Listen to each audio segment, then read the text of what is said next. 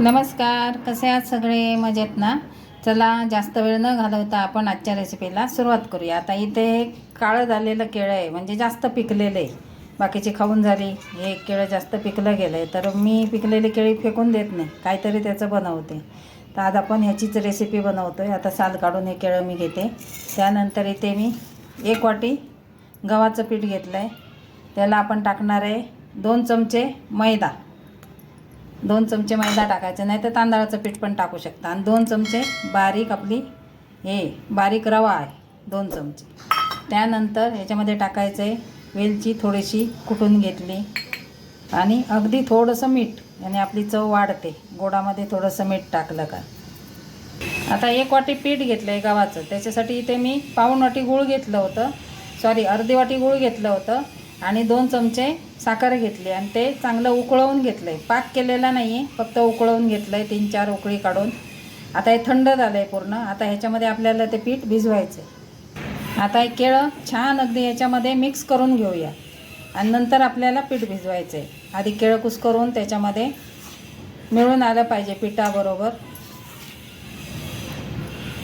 ह्याच्यामध्ये 1 चमचा मी तेल टाकते खुसखुशीतपणासाठी. ते मिक्स करून घेऊया. असं सगळं मिक्स करूया. आता तेल तुम्ही आधी टाकूनही मिक्स करू शकता, पिठाला लावू शकता, पण मी विसरून गेले, काय हरकत नाही. आता आपण मिक्स करून घेऊया हे आणि गुळाच्या पाण्यात हे पीठ भिजवायचं. आता हे गुळाचं पाणी थोडं थोडं टाकून आपण भिजवून घेऊया.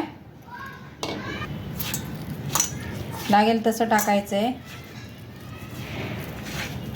थोडंसं सैलसर ठेवायचं, म्हणजे जो रवा आहे तो त्याच्यामध्ये फुलला पाहिजे. एकदम घट्ट आपल्याला ठेवायचं नाही आहे पीठ.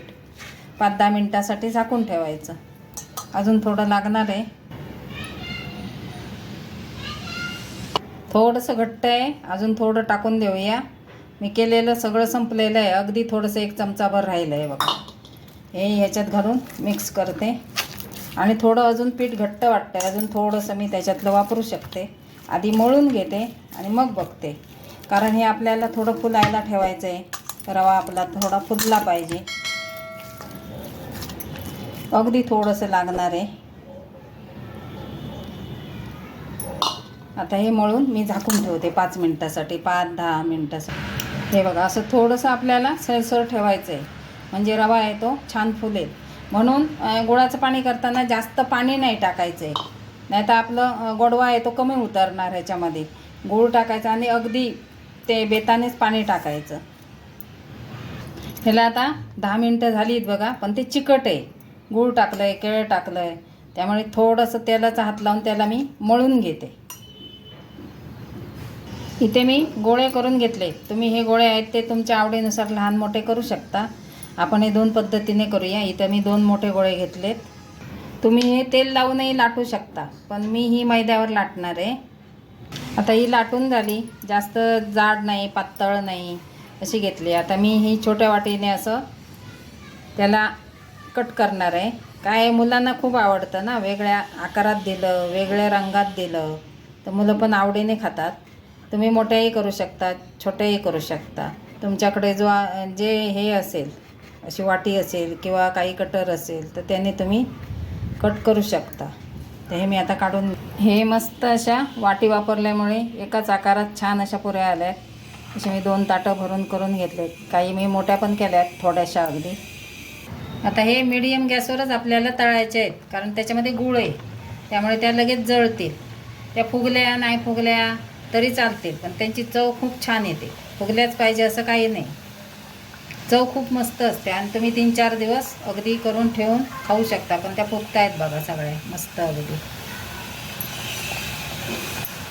हे बघा, आता एका बाजूने झालेले आहेत. आपण आता त्यांना पलटून घेऊया, म्हणजे थोड्याशा अशा ब्राऊन झाल्या का पलटून घ्यायच्या. आणि मंद गॅसवरच करायचं, नाही तर त्या जळून जातात बरं का. गूळ असल्यामुळे पटकन जळतात. जसे जसे होतील तसं आपण पलटत जायचं. आता ह्या बाजूने झालेले आहेत, मी काढून घेते. आवडली रेसिपी तर लाईक करा, शेअर करा, शेजारी बेलचं बटन नक्की दाबा आणि चॅनलवर नवीन असतील त्यांनी सबस्क्राईब करा. अशी मस्त अशी केळ्याची रेसिपी चविष्ट अशी तयार होते. बघा पाणीपुरीसारख्या अगदी टम्म फुगल्या आहेत बघा. काही फुगल्या नाही आहेत पण काही फुगल्या आहेत. म्हणजे जाड पातळ जे काय आपण पोळी लाटतो त्याच्यावर आहे ते. एकसारखी पोळी आली तर छान अशा फुलतात बघा मस्त. बघा झटपट होणारी आपली पटकन झालेली रेसिपी आहे. केळ्याची रेसिपी तयार झाली. तुम्ही मुलांना मधल्या वेळेत भूक लागली म्हणतात त्यावेळी देऊ शकता. घरातले सर्वजण सकाळी चहाबरोबर खाऊ शकता, संध्याकाळी खाऊ शकता, प्रवासात नेऊ शकता आणि ही 4-5 दिवस आरामात टिकते, काहीही होत नाही. आणि छोट्या पुऱ्या करायचा कंटाळा असेल तर अशी मोठी पुरी पण करू शकता, काही हरकत नाही. आणि त्या फुगल्याच पाहिजे असं काही नाही. काही फुगतील काही नाही फुगतील, पण चव तेवढीच आहे मस्त अगदी. तर रेसिपी आवडली तर लाईक शेअर करा आणि सबस्क्राईब करा. धन्यवाद.